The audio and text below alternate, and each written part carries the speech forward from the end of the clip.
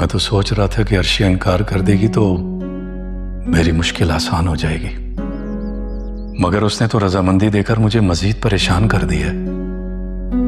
पता नहीं वो क्यों ऐसा कर रही है। क्या वाकई वो इनाम की दौलत?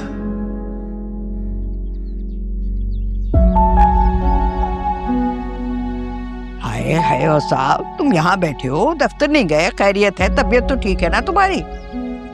खालामा दिल नहीं चाह रहा। हाय, हाँ भाई, दिल क्यों चाहेगा?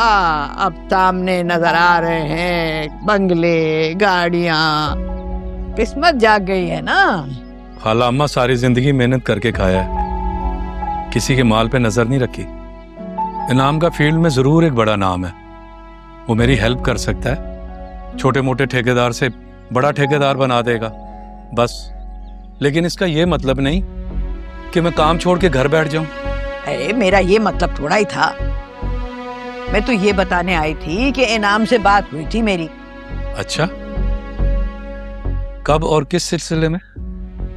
हाय, कमाल करते हो भाई, नई नई रिश्तेदारी बनी है, उसको निभाने के लिए भी तो कोई तौर तरीके होते हैं। ऐसी कॉल कर दी मैंने खैरियत पूछने के लिए, बड़ी इज्जत दी वैसे उसने मुझे। तुम भी खैरियत पूछते रहा करो, कभी कभार कॉल कर लिया करो। मैं इसकी जरूरत नहीं समझता। हाय, क्यों जरूरत नहीं समझते? आखिर को होने वाला दामाद है वो तुम्हारा, आदमी भी अच्छा है, तभी तो अर्शिया के वो थप्पड़ मारने वाली गलती को दरगुजर कर दिया। अम्मा, अगर अर्शिया ने उस दिन उसे थप्पड़ मारा था तो जरूर उसने अपनी उम्र को ध्यान में ना रखते हुए कोई घटिया बात की होगी। वो पैसे के लिहाज से बड़ा आदमी जरूर है, लेकिन ज़हनियत बड़े और मुअज़्ज़ज़ आदमी वाली नहीं है उसकी। ये बात पहले भी मैं आपको कह चुका हूं, लेकिन आप ये बात समझने को तैयार ही नहीं। और साफ, ये क्या कहना चाह रहे हो तुम? मेरे फैसले पर शक कर रहे हो क्या? जो मेरे दिमाग में था मैंने आपको कह दिया, शक नहीं कर रहा मैं आप पे। देखो मियाँ, आजकल के दौर में फरिश्ता तो कोई है नहीं। बेशक चाहो तो चिराग हाथ में ले लो और घूमते फिरो। अब तुम्हें उसकी बड़ी उम्र खामी लग रही है ना, मगर मैं तुम्हें ये बता दूं, यही खामी उसकी खूबी बन जाएगी। अर्शिया को कीमती शय की तरह से संभाल संभाल कर रखेगा, उसके नाज नखरे उठाएगा। आजकल के लड़कों की तरह से नहीं कि पीछे पड़ पड़ के शादी की और चंद दिनों में इधर उधर देखना शुरू कर दिया, बीवी पड़ी सड़ती रहे घर में।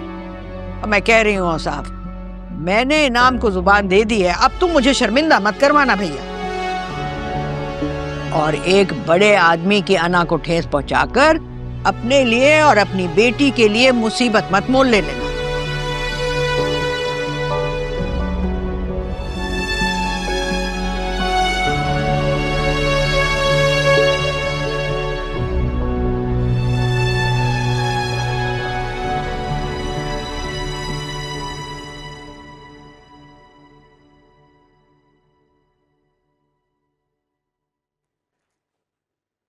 हैं? ये आज घर के मर्दों को क्या हो गया है? अरे सुबह का वक्त है, काम काज पर जाते हैं और यहाँ सब घर में बैठे हुए हैं। अरे इमाद, ये सूरत क्यों उतरी हुई है तुम्हारी इस तरह? शगल ही ऐसी है। खैर, पहले तो ऐसे नहीं थी, अब मैं कोई अंधी तो नहीं हूँ। बताओ क्या हुआ? आपको सिमाम आंटी और उनकी बेटियों से क्या दुश्मनी है? अल्लाह के लिए उनको बख्श दें। अच्छा, तो अब निकली ना बिल्ली थैले से। मैं भी सोच रही थी कि इतनी खामोशी क्यों है, क्यों तुम चुप हो? देखो बेटा इमाद, एक बात मेरी सुन लो। तुम मेरी मरहूमा बेटी के इकलौते बेटे हो और तुम्हारा बाप वो भी मेरा भांजा था। इन रिश्तों के नाते मेरा तुम पर पूरा पूरा हक है। ये मेरी बात का जवाब नहीं था नानो। चले आप मेरी एक एक सांस पर अपना हक लिखवा लें, मगर उनको तो अपनी मर्जी से जीने दें। क्या बात है इमाद, इतना शोर क्यों मचाया हुआ है? कुछ नहीं हुआ, मुझे बस नानो से बात करनी थी। जलते तवे पर खड़ा है ना, इसलिए शोर मचा रहा। अर्शिया का रिश्ता तय होने पर तकलीफ हो रही है इसे, ना अर्शिया की तरफ ये झुकता ना मैं ये फैसला करती। अब दलदल में तो नहीं गिरने दूंगी ना मैं इसको। ठीक कह रही हैं अम्मा।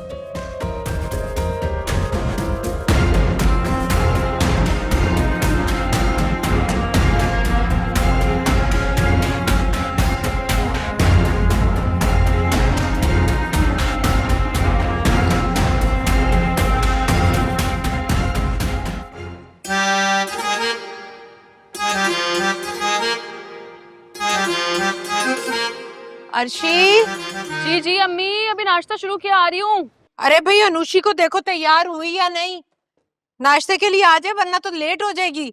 अच्छा अम्मी, एक स्लाइस खा लूं फिर जाके देखती हूँ। अरे जल्दी करो बेटा। तो अनुषी भी ना।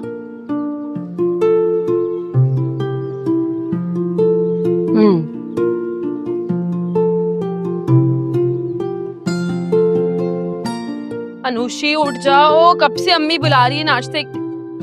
उठी हुई हो तो नाश्ता करने क्यों नहीं आ रही भाई? फ्रेश हो, नाश्ता करो और फिर जाओ कॉलेज। उठो जल्दी। मुझे नहीं जाना। क्या मतलब है नहीं जाना? ओ मैडम, पूरा साल घर पे रही हैं, जाहिर है आदत खत्म हो गई होगी जाने की। सुस्ती जो हो गई है बहुत ज्यादा, है ना? सुस्ती कहो या काहली, मुझे नहीं पढ़ना। क्यों भाई, तुम्हारे अब्बा ने तुम्हारे नाम फैक्ट्री कर दी जो नहीं पढ़ना?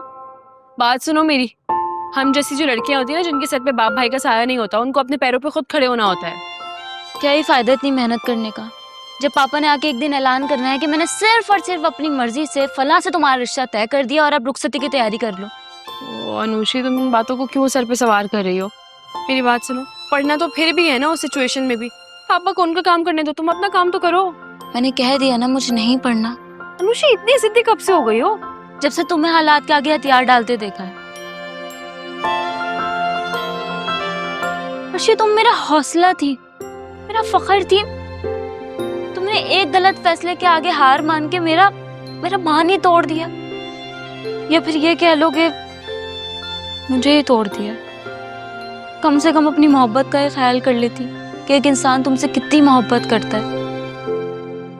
बहुत डिसअपॉइंट किया तुमने मुझे, बहुत ज्यादा। अनुषी, तुम मुझसे बहुत इंस्पायर हो, है ना? जिस तरह की मैं हूँ, जैसी मैं हूँ, तुम्हें अच्छी लगती हो, है ना? तो तुम मेरी जैसी बन जाओ ना यार। तो फिर खुद से अहद करो कि कभी भी हालात के धारे पर नहीं चलोगी, अपना हर फैसला खुद लोगी। अर्शी, मुझे ना सबक नहीं पढ़ाओ, मुझे मेरे सवाल का जवाब चाहिए। तुमने क्या किया है अपने साथ? उफ अनुषी, प्लीज सुबह सुबह ये सब करना शुरू मत करो और मेरी फिक्र ना करो। प्लीज उठो, जाओ फ्रेश हो यार, नाश्ते पे हमें वेट करिए, कॉलेज भी जाना है। अच्छा, तुम श्याम भाई का दिल तोड़ोगी? वो बेचारा। बस करो, क्या सुबह सुबह ही तुम तोड़ जोड़ लेकर बैठ गई हो? उठो, जाके तैयार हो यार, अम्मी नाश्ता बना चुकी है, वेट करिए तुम्हारा।